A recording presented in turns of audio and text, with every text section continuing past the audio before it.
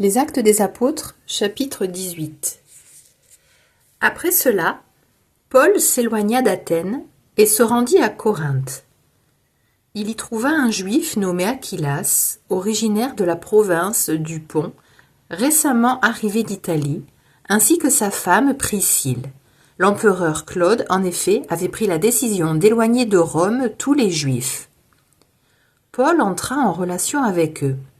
Comme ils avaient le même métier, il demeurait chez eux et y travaillait, car ils étaient de leur métier, fabricants de tentes.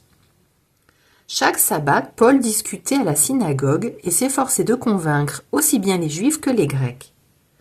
Quand Silas et Timothée furent arrivés de Macédoine, Paul se consacra entièrement à la parole, attestant aux Juifs que le Christ, c'est Jésus. Devant leur opposition et leurs injures, Paul secoua ses vêtements et leur dit « Que votre sang soit sur votre tête. Moi, je n'ai rien à me reprocher.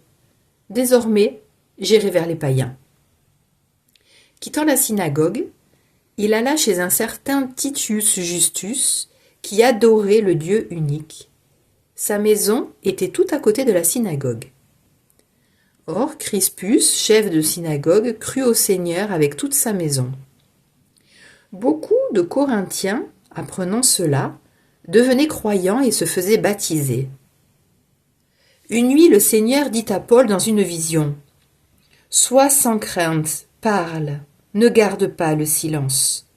Je suis avec toi, et personne ne s'en prendra à toi pour te maltraiter, car dans cette ville, j'ai pour moi un peuple nombreux. » Paul y séjourna 1 an et demi, et il leur enseignait la parole de Dieu.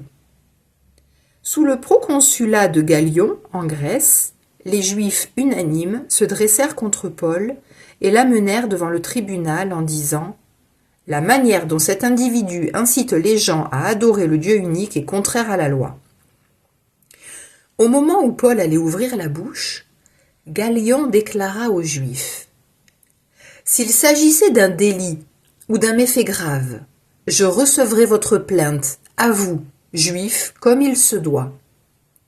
Mais s'il s'agit de débats sur des mots, sur des noms et sur la loi qui vous est propre, cela vous regarde. Être juge en ces affaires, moi, je m'y refuse. » Et il les chassa du tribunal. Tous alors se saisirent de Sosthène, chef de synagogue, et se mirent à le frapper devant le tribunal, tandis que Gallion restait complètement indifférent. Paul demeura encore assez longtemps à Corinthe, puis il fit ses adieux aux frères et s'embarqua pour la Syrie, accompagné de Priscille et d'Aquillas. À Sancré, il s'était fait raser la tête, car le vœu qui le liait avait pris fin. Ils arrivèrent à Éphèse, il laissa là ses compagnons, mais lui, entrant à la synagogue, se mit à discuter avec les Juifs.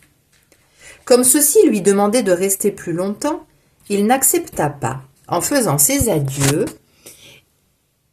il dit « Je reviendrai encore chez vous, si Dieu le veut. » Et quittant Éphèse, il reprit la mer. Ayant débarqué à Césarée, il monta salua l'église de Jérusalem, puis descendit à Antioche. Après y avoir passé quelque temps, Paul partit. Il parcourut successivement le pays Galate et la Phrygie, en affermissant tous les disciples.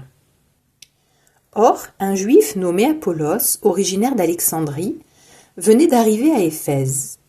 C'était un homme éloquent, versé dans les Écritures. Il avait été instruit du chemin du Seigneur dans la ferveur de l'esprit. Il parlait et enseignait avec précision ce qui concerne Jésus. Mais, comme baptême, il ne connaissait que celui de Jean. Il se mit donc à parler avec assurance à la synagogue. Quand Priscille et Aquillas l'entendirent, ils le prirent à part et lui exposèrent avec plus de précision le chemin de Dieu.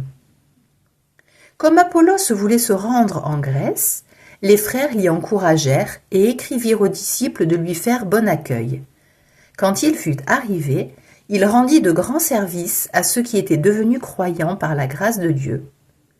En effet, Avec vigueur, il réfutait publiquement les Juifs en démontrant par les Écritures que le Christ, c'est Jésus.